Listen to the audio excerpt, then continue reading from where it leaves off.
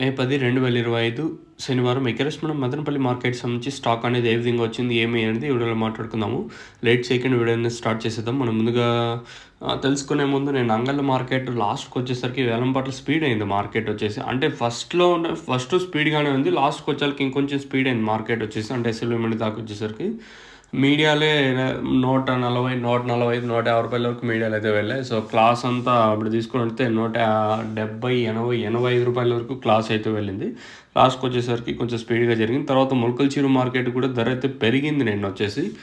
ఇంక నేను వీడియోలు ఇప్పటికే ఎక్కువైపోతాయనే ఉద్దేశంతో ఆల్రెడీ మీకు లైవ్ పెట్టాను అనుకుంటాను. Once you have not check that video మీకు కింద డిస్క్రిప్షన్‌లోనే ఉంటది. లేదా ఈ వీడియో కిందనే అంగల్కి సంబంధించి ఒక లైవ్ వీడియో అయితే ఉంటది. సో, లైవ్ వీడియో పెడితేనేమో అట్లా, పెట్టకపోతే చూడరు. ఇది ఉండే వాస్తవాలు. సో, మీకోసం లైవ్ వీడియో పెట్టినప్పుడు ఖచ్చితంగా మీరు చూసారనుకుంటున్నాను.